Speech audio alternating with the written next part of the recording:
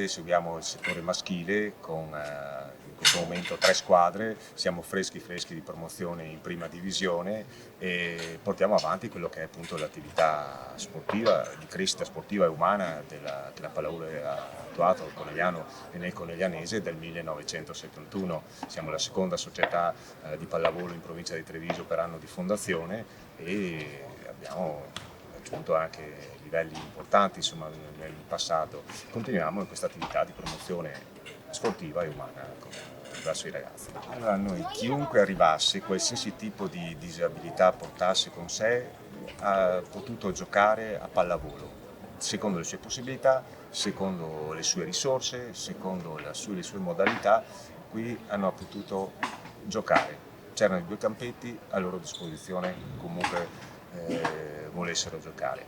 Questo è anche un modo per metterci un po' alla prova, anche perché l'idea, che per il momento è ancora un'idea, perché come sempre nelle piccole società dilettantistiche servono fondi e persone, l'idea che potrebbe un domani sfociare in quella che è sarebbe un desiderio, insomma, quello di avviare il settore del sitting volley.